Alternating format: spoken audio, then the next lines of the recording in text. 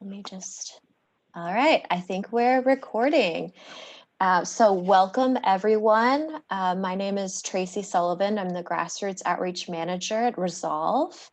And thank you so much for joining us this evening for the Volunteer Planning Committee informational kickoff meeting. We're so excited you're here. Again, we have everyone muted for right now. If you have questions, there is a chat box that you can type in, and all of us presenters will be able to see your questions that you have, and we'll make sure to leave some time at the end of this for plenty of time for any questions that you may have. All right. So this is just a little agenda for this call. We're going to be just having some introductions. We're going to be talking about the volunteer committee, what it is, what volunteer opportunities and roles are available for you. We're going to talk about a couple different new, initiatives that we have for 2021. And talk about the structure of the committee. We're also going to provide some more information on the state captain program and ways to get involved with that. We're going to be talking about our vision for our Federal Advocacy Day for 2021. And then again, we'll leave some time for questions and answers.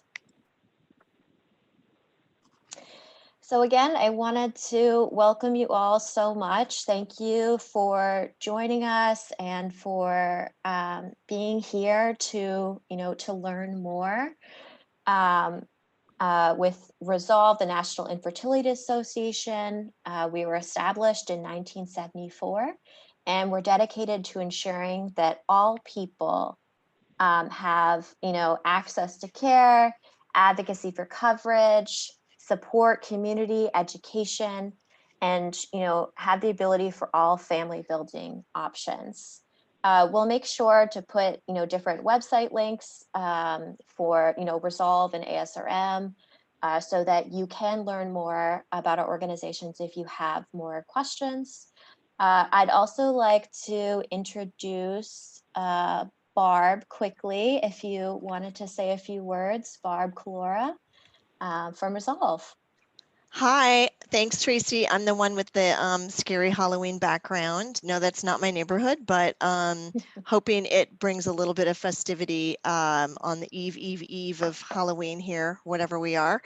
I just want to thank you all. We had a tremendous response to this call for volunteers or interest in volunteers. We're thrilled to have Jesse, Joe, Ryan back.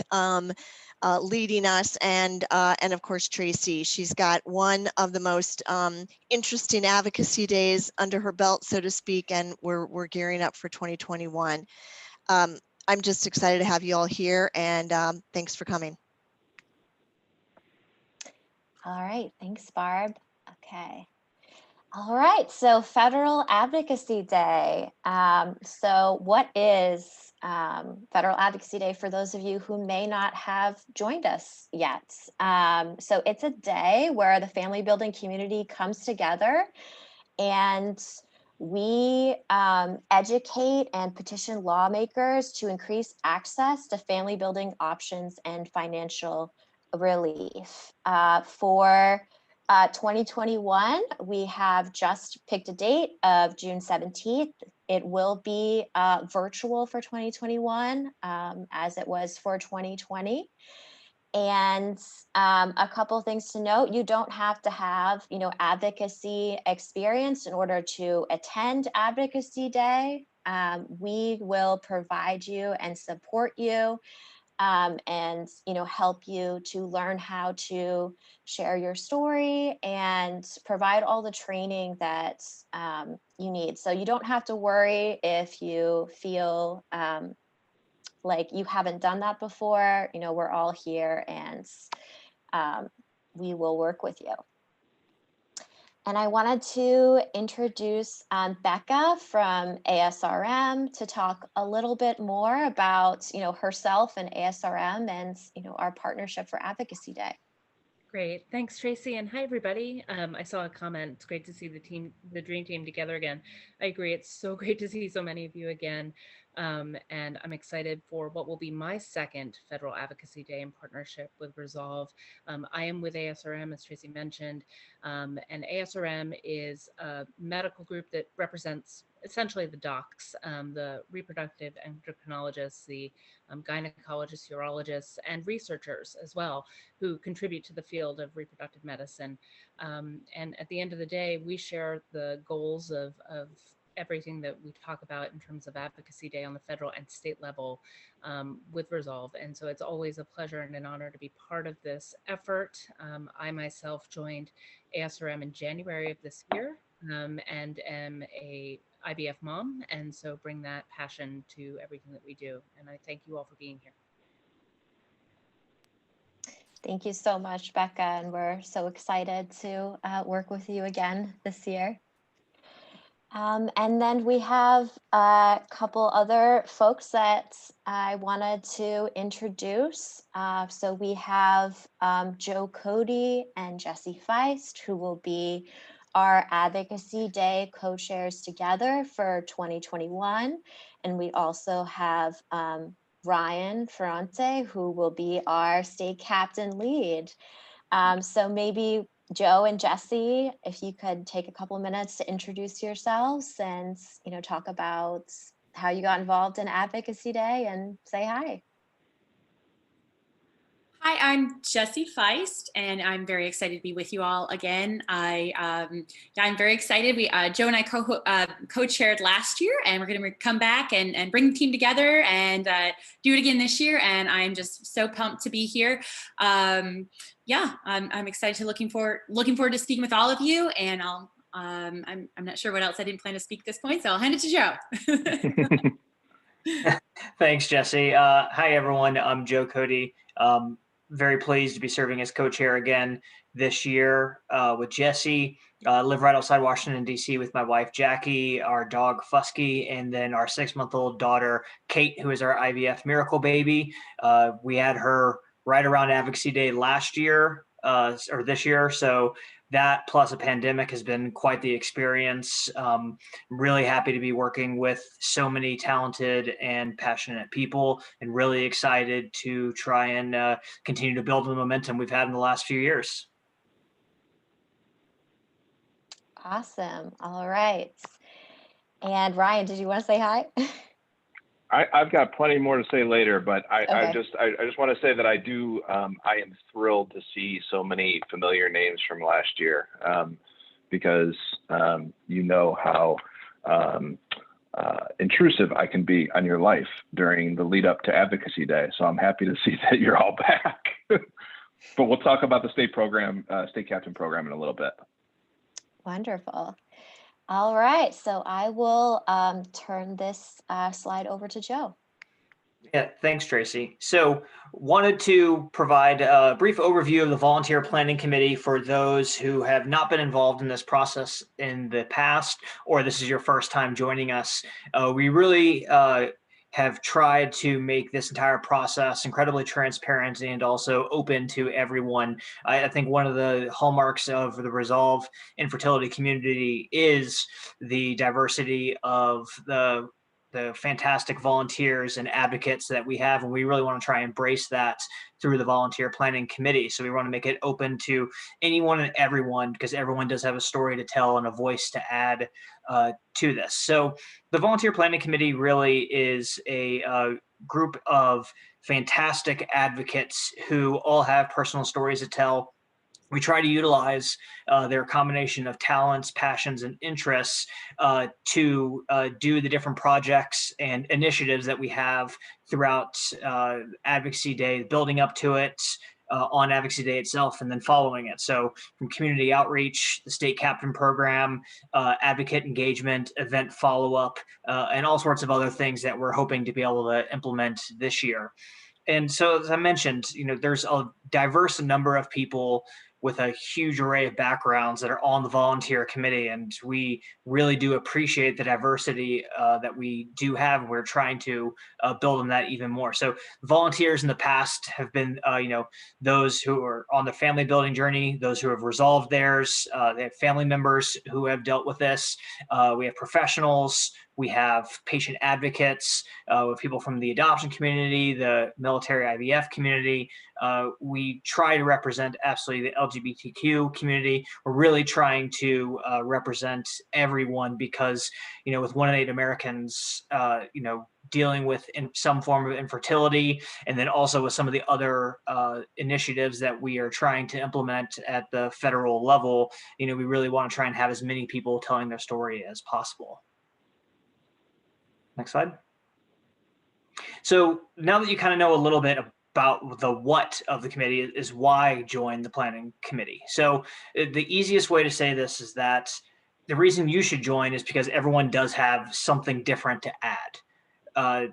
We really want to try and encourage as many people to be involved in as many ways as possible. And I think that only enriches what Resolve as an organization can provide to federal legislators, state legislators, and other policymakers that we're trying to work with to try and expand access to family building services, for increased ability to adopt, for decreased discrimination, for increased insurance access, for all the policy initiatives that we're trying to push.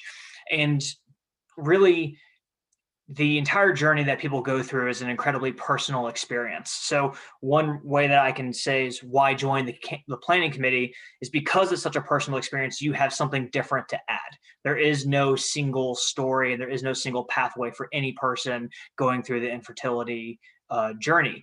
I joined the planning committee because I have a background in government relations and health policy in Washington, D.C., but really I wanted to try and take some control of a process that we have very little control over. We went through multiple failed IVF attempts, a miscarriage.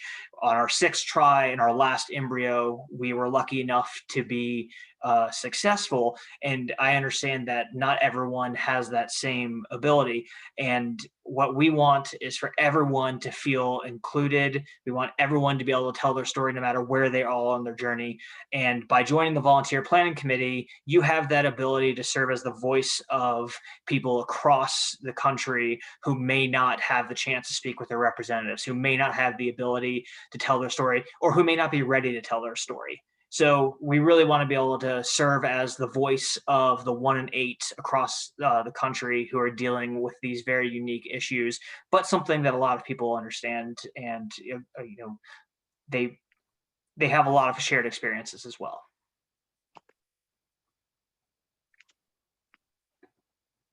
Oh, Jesse, you're muted. There we go. Thank you.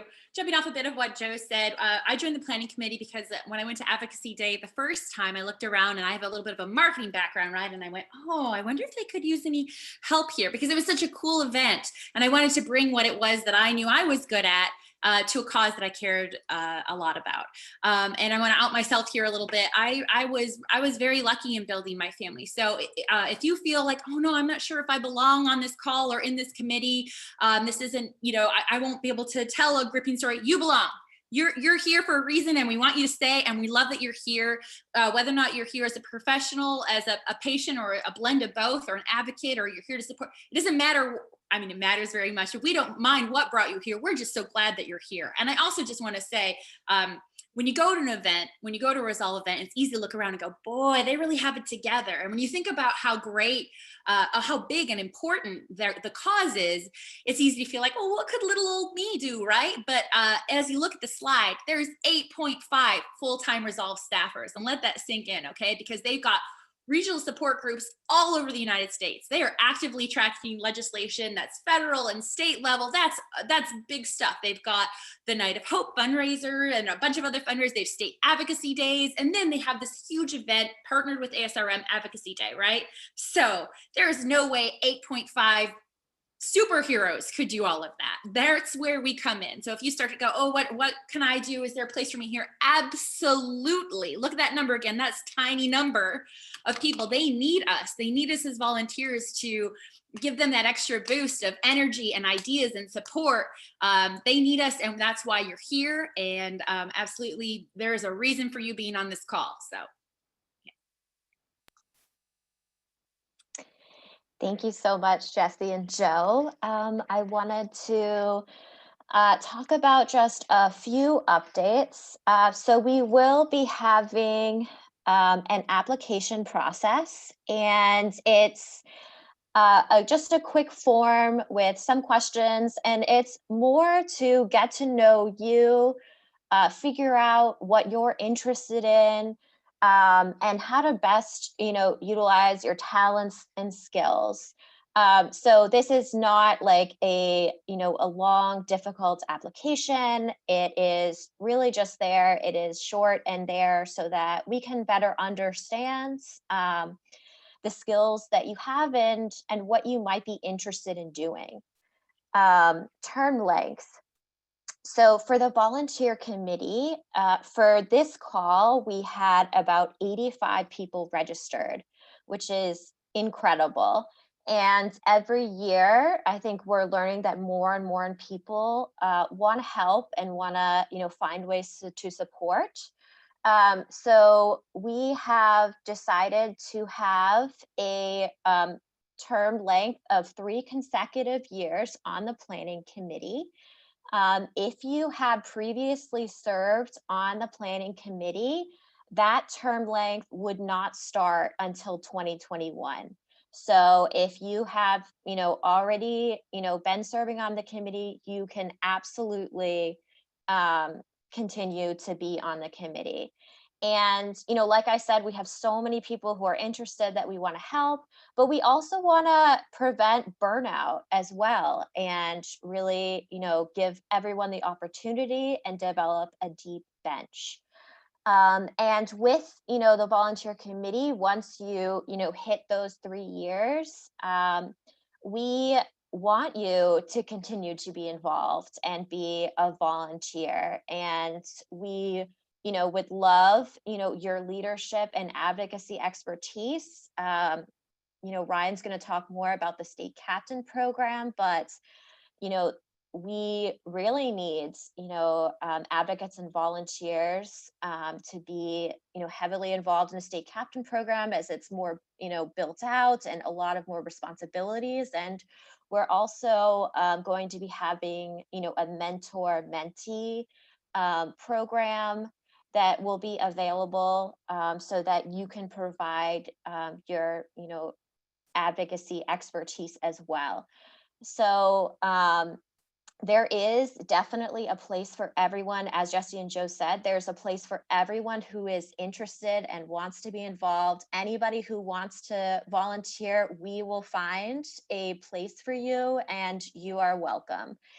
And for, being mentors, we are going to be having, a personalized and customized experience. So if you are interested in being a mentor, we have a small application that just is helpful to us to learn more about how much time you have available, how many mentees you want to take on, just really learning more about how you'd like your mentorship experience to be. So that way we can pair you up with a person, a mentee on the board that also wants a similar experience.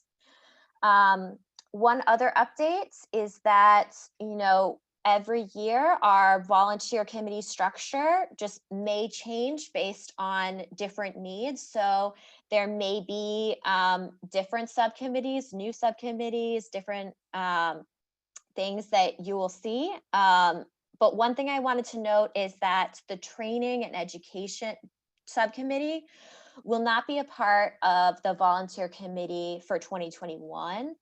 ASRM and Resolve staff will be taking on that role. But Jessie and Joe we'll be providing some more information on some new opportunities and some of our other committees that we have, subcommittees that we have available. All right, I'll turn it over. Yeah, sure. I'll talk about a few of those subcommittees and committees that we have, and then I'll hand it over to Ryan to provide some information about the state captain program. So as you can see here, with the training being handled by Resolve and ASRM staff, there's still a lot of things that we need to get done. So for those that were around last year, there was a ton of energy put into delivering letters to the Hill. So for those that are new to this process, a lot of people are unable to join us on Advocacy Day. However, that doesn't mean that their voice can't be heard. So we have an online system that allows that anyone to be able to get letters and then send them directly to their representatives, both senators and their House member. So we have a subcommittee that's exclusive job is handling and developing that. So drafting the letters, making sure that all the text is right, and then also marketing that and getting those out. We also have the community outreach lead. So we really want to try and develop additional relationships with different allied organizations. And so this is where we want to have people reaching out to these organizations, developing relationships, and really utilizing a lot of their contacts. And some people you don't know, just reach out to them. We really want to try and have as large number of allies working alongside us as possible. The follow-up lead will be working on following up following meetings. So working jointly with the state captains, ensuring that all of our advocates are following up with the state with their legislators after they meet with them, but then also following up with the different volunteers and attendees for Advocacy Day too. We want to ensure that we're staying in contact with people. One of our goals long-term is to try and develop an army of advocates who is working year-round to try and influence and to educate their legislators. That takes more than one day, unfortunately. As much as we would love to think that we can get everything solved in one day, unfortunately, DC is not that effective. It takes a long time to get things passed. So we really want to try and have people having constant contact with their legislators, let them know what your story is, and let them know how they can help provide people with access. And then we have the advocate training lead, which I will fully admit right now, I'm blanking on exactly what that committee is going to do. So Tracy or Jesse. I believe that's just a fill-in name right now for the what was patient advocacy last year. And that's right. Yeah, who are going to be training who will be helping to set up the patient cocktail hour and the meetup and other great things like that. So. Thanks, Jesse. Yeah, that's right. So for those that attended last year, we had a fantastic Zoom meetup that was done before Advocacy Day. This is in replace of our normal cocktail hour and other stuff that we have for in-person Advocacy Day, since unfortunately we're not going to be able to all join together in DC. So that group will be putting together that, and we really want to ensure that other organizations are included in that too. So as you'll see below, we're recruiting for all of these leads. So if you have interest in helping to lead, if you have any professional experience, personal experience in these issues, but then also if you have, you want to participate in any of the committees below, the letter volunteers, the advocate training fellows, the community outreach ambassadors, follow-up coordinators, state captain coordinators, and committee member, just generic committee members. If you just want to do something with us, we will find something to do for everyone. And yeah, so the sign-up sheet, yeah, so we'll be doing that as part of the application process. So you'll have the choice to put whether or what you want to do if you have particular interests, and then we'll be following up with Tracy to contact everyone. So Ryan, if you want to give a little on the state captain, I know you're going to go further in depth later, but if you wanted to provide just a brief overview. Here we go. Yeah, it's actually the next slide anyway. Oh, there you go. Thanks. Can you hear me? Great. Yes. So a little bit about the state captain program. I know that a lot of you on this call are already very familiar with it, whether you've participated as a state captain before, or if you have participated as a volunteer, you know what the state captain's role was, what it used to be, or what it became last year. So before I discuss the outlook for the program this year, I think a little bit of history would be helpful for advocates of all experience levels. Before 2020 Advocacy Day, the role was limited largely to, but not entirely, to a function on Advocacy Day and the day before. Now, as we learned in a virtual environment and in the natural evolution of Advocacy Day, the role needed to expand. We tasked state captains last year with far more responsibility than we had in the past. So state captains became not just the flag bearers of the state delegation. They became a state coordinator, essentially a coordinator for the delegation year round, or at least in the many months leading up to Advocacy Day. So this expanded role means now that they will collaborate with other state captains as the leaders of the delegations, and the state captains will support each other. They'll coordinate trainings with their own delegation using materials that are provided to you directly or indirectly through ASRM or through Resolve. So you're not reinventing the wheel. We're not asking you to develop a training program. You'll also ensure that the advocates are assigned roles for Advocacy Day, which has always been a traditional role for the state captain. And you'll be kind of a manager slash quarterback of the delegation on Advocacy Day, okay?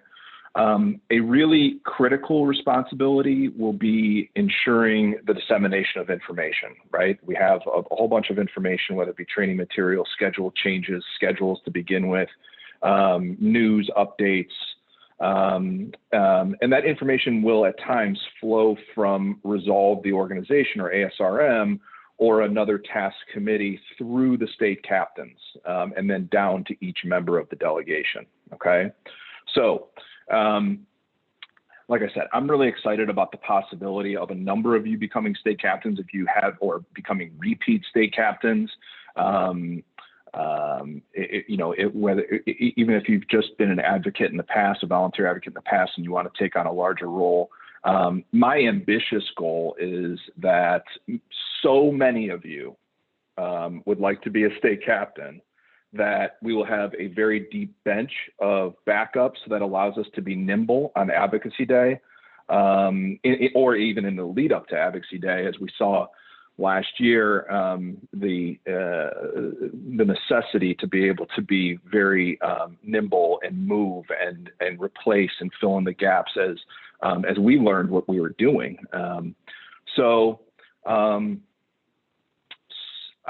I hope that so many of you want to get involved that we even have to designate co-captains in some states that have the much larger delegations as well.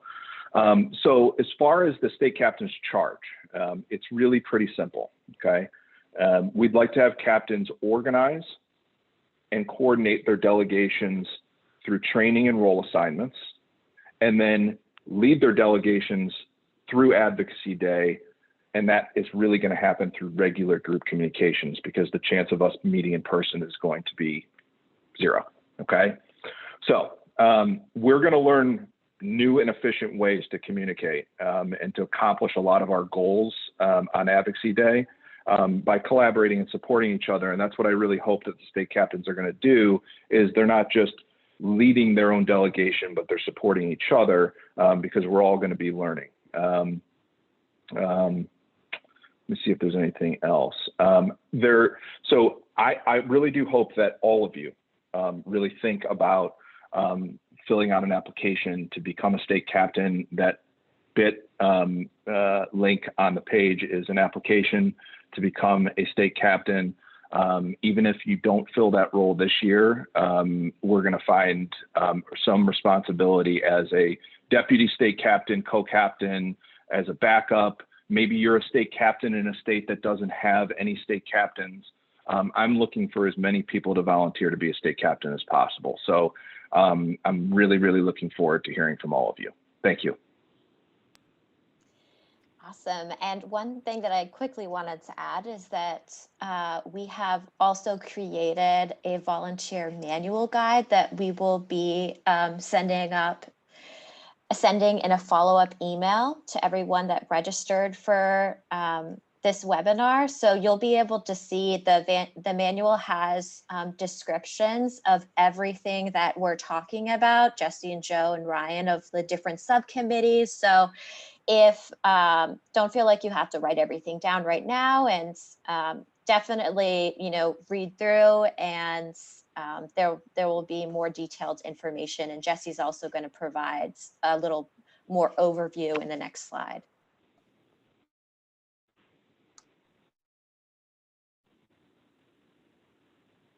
All right, so commitment and tasks associated, with some of those roles that we're recruiting for. Our idea here was that we're going to give you a concept, an idea of what we're looking for and what you'd be signing up for. So for the lead roles, and again, those are, we'll go through those. Thinking about beginning of January 2021, you're looking at 2 to 4 hours a week. Certainly not more than 4 hours a week if we can help it, but maybe less than 2 on some weeks, but realistically. And then a committee member commitment, we're thinking about, again, beginning in January 21, you're looking at 1 hour bi-weekly until May, and things will pick up a bit then. I'm going to go through the sort of task and an overview of the departments. And again, I want to reiterate, if you don't see yourself in any of these subcommittees, that is okay. I first joined the planning committee, and I hung around for, I think, 3 different meetings before what they needed me to do ever came up. I just kind of hung around and was like, one of these. And then something came up and I said, oh, me. So it's quite all right if you don't see yourself here, or if you're like, actually, I have a whole nother idea. That's great. We're open to it. Let us know on that application. So just an overview here. So that committee outreach, hey, marketers, business owners, entrepreneurs, people who go to a communication, email task list, all that good stuff.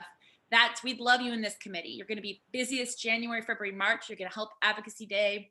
We're going to develop some key themes. We're going to develop some outreach messages, maybe create some graphics, and we're just going to create a community outreach plan and help promote Advocacy Day and get our numbers up for attendance. So that is what, I think of that group as being the marketers and the communicators and the outreach people, the networkers, all that good stuff. And then I think of course, we have the folks who are helping the state captain coordinators. The state captains are really the core of our virtual strategy, right? So that's why it's so important, and you're seeing it being pushed to the front of this discussion, is because it's the core of a virtual communication strategy. So that's why we're prioritizing it. And you'd be assisting Ryan in organizing the state captains, providing trainings and support as needed. And your busiest months would be April, May, June. And of course, this is just our best guess at when this would be. And then I know this is a little bit of an awkward title here, but these are folks who would help organize this advocate training fellows. This is different than our training committee who used to train attendees. This is more, again, Resolve and ASRM will be taking in, absorbing some of those responsibilities moving forward. So this organization is what we referred to last year as our patient advocates. And those are folks who are just sort of asking themselves, how are we going to make those with the patient background feel welcome and feel supported and feel engaged, and that's simply because when you go to Advocacy Day, it wasn't just a day where you were educating legislators, it was a day where you found a tribe. It was a day where you met with people and said, oh, I'm not alone in this. And it was a really confirming day. And we didn't want to lose that part of Advocacy Day. And so we created an entire subcommittee that says, how are we going to help people find one another and help them feel engaged and feel like we've got their back, and they can meet other, patient or folks who are in the midst of building their families, and they can feel that camaraderie. So that they'll be organizing the virtual advocacy meetup. They'll be helping with the toolkit and ensuring just engagement of new advocates. So that'll be a priority. And then we have, of course, the letter volunteers. You're going to be busiest April, May, and June, and you're going to support the lead in organizing for maximized letter yield. And then we have follow-up coordinators. Again, we would love to say that we could get this all done in one day, but we know this is a long game. So this is a newer strategy, to just acknowledge that it's almost like Advocacy Day is a kickoff, right? It's a kickoff to a long-term strategy. And so follow-up coordinators are folks who are going to who are all about that long game. They're going to ensure that follow-up strategy is executed, that people are aware of it. They're going to organize thank you notes so attendees feel that they're appreciated. And they'll also help organize a post-event survey. And busy ASRM, again, May, June, July. And then we just, again, just an example, we have generalist committee members. And if you didn't see yourself in any of those, that's fine. A quick example of one of the general committee member activities that I'm almost certain we're going to be assigning is somebody who can help us secure attendees from the 10 least secure states. So historically, there are some states that are just more difficult to get attendees from, right? So I'm sure one of our generalists, we just didn't want to create a whole subcommittee for that task. But the idea is there's going to be a lot of tasks like that where we're going to need somebody who's like, I can do it, I know how to help. And I just imagine someone with a good Rolodex and a can-do attitude taking something like that on. So yeah, that's just an example of generalists, but I'm sure lots of other things will come up. I hope that was clear. Next slide, if you're ready. Yes. And we'll definitely be able to, again, provide you with a manual. And if you have questions, we'll provide you with contact information to reach out. And like Jesse said, if you feel like, I'm not sure where I fit in, but I do want to volunteer, please apply and we will connect with you and find a role that works for you. Absolutely. So here's our promise to you, okay? You will be utilized. We value every volunteer, and we're going to take you up on your offer to help. Absolutely. You and your time and your status as a volunteer will be respected. We will do our best, very best, to not go over on any kind of meeting or call. We will be respectful of your time and your status as volunteer. Our goal last year was no meetings over 50 minutes, even if we had to cut off mid-sentence, and we will do our best to be restrictive of that again, and just so you know how to plan your life. We're going to focus on legislative change, right? So we're going to challenge ourselves. And if we're in the midst of taking on a task, we're going to say, does this help us with our goal of impacting legislative impact, pardon me. And if it doesn't, then we're going to say, do we need to do it? So trust us, we're not going to waste your time. We're constantly going to challenge ourselves. Does this go back to our cause and our mission? And then just to acknowledge that it's 2020, everybody's life is very hectic right now, everyone's lives. Many of you may be in the midst of building your family, and we know that that can be really a tricky timing. So your family building journey and your mental health are a priority. This is a safe space. If something comes up, you will feel entirely supported and safe, I hope, to tell anybody, and the rest of the committee will step up. We absolutely will. So that's just the reality here. We want you to know that we understand that you and your mental health and your family building journey are priority number one.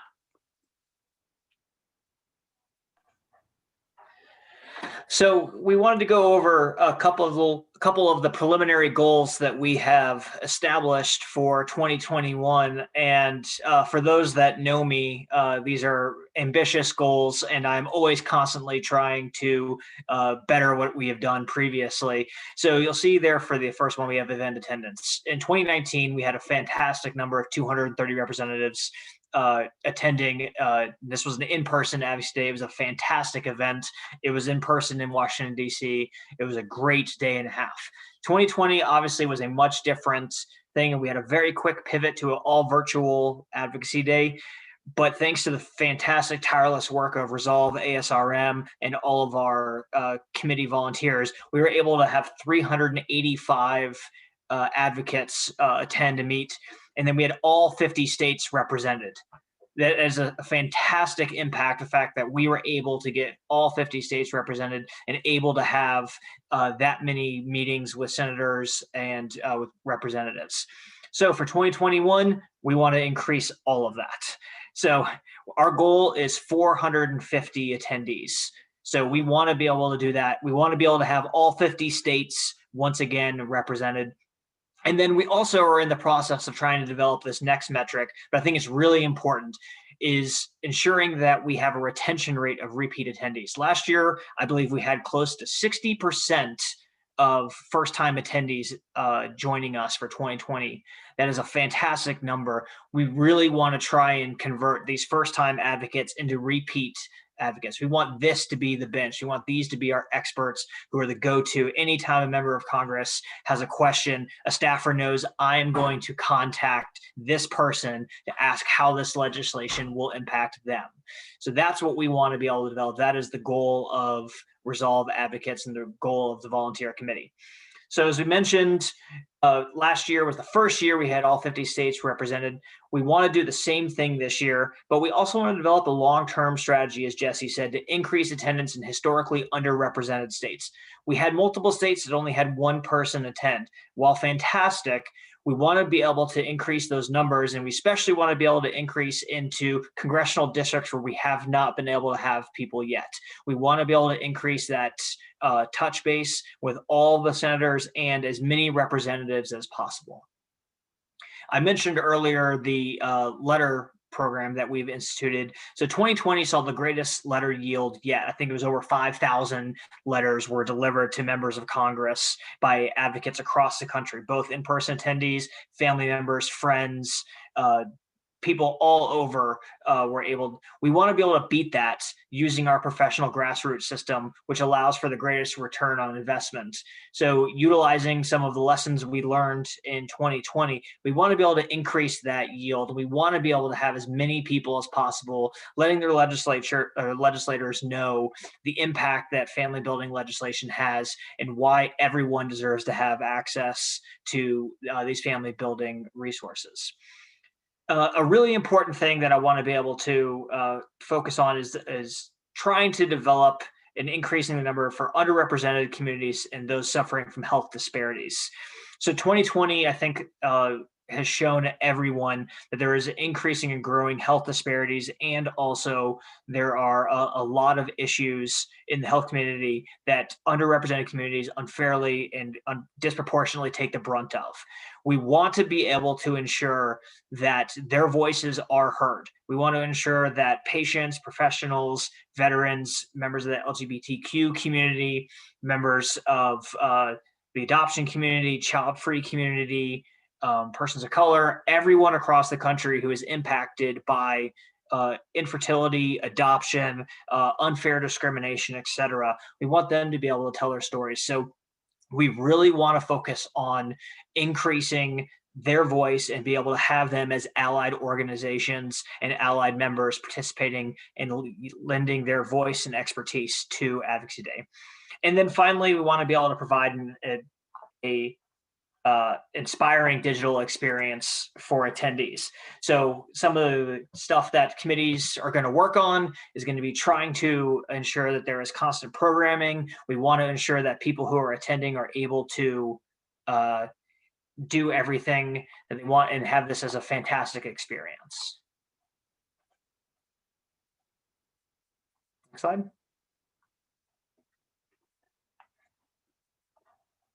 Sorry. Okay, so as I said, we will be sending everybody a follow-up email that will have a recording of this, as well as the volunteer manual that I talked about, that you can, read through and see all the descriptions and tasks and see what seems most, interesting for you. The applications are live on the site, so we will provide you all of the links for those. Again, they're really short. They're mostly just meant as a way for us to get to know you better. So just let us know what types of things you're most interested in and skills, and we will learn more about you. Applications are, open until, December 3rd. Again, let us know what you're most passionate about. And, as we said, if, there is, something else that you'd like to volunteer in, let us know what that could be.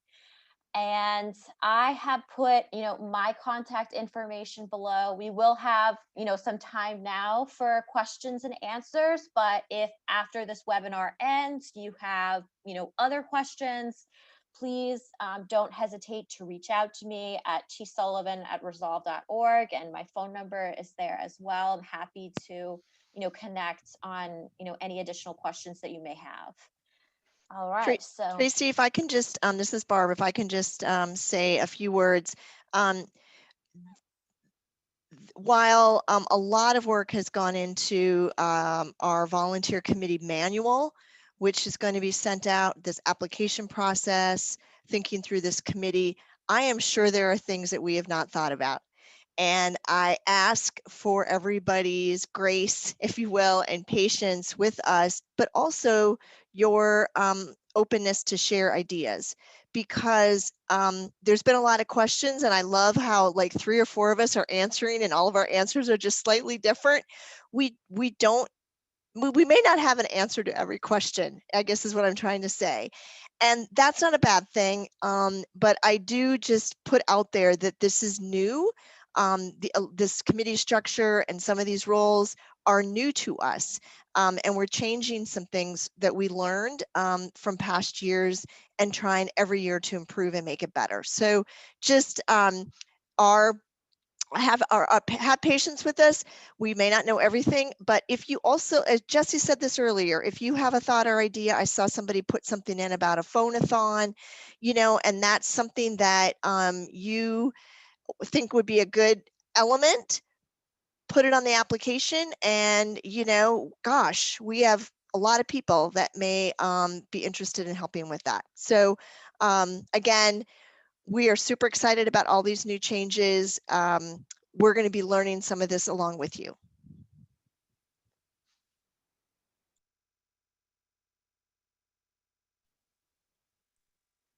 All right. So we have a couple of minutes. So if anybody has any questions, we will, you can put them in the chat box. Oh, sorry, Barb. Yeah, well, I was just going to say, Alice is asking about the debrief. That's actually one of the things that will happen is one of the groups will be looking at the lessons learned from 2020 and making some of those changes. I will say that Ryan, Joe, and Jesse and Tracy have spent the better part of the last several months doing just that and poring over what we can change and make different and better, and hence all this work. Wait till you see this manual. It's pretty incredible. So again, throw out any specific lessons that you think that we can do, but we're really excited about what's been put together by this team. Oh, and there are a lot of professionals, people who are physicians and others on this call, and Jesse mentioned this too. And Joe, please join our committee. We would absolutely love to have you and need your insight and expertise, and there's a place for you. So thank you.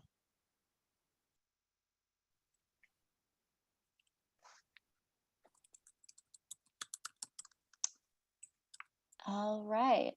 I'm just trying to see. Okay. You can, okay, to confirm, yes. So there is a question. I'm just going to read it out loud. Can you join the committee even if you have not been to Advocacy Day? Yes, you can absolutely join and volunteer if you have not previously been. And we will, I know I saw another question talking about, trainings and supports. There will be a, separate committee kickoff call and presentation in January so that new committee members can learn more about what to expect and different trainings. So yes, the answer to that is absolutely, you are welcome to join.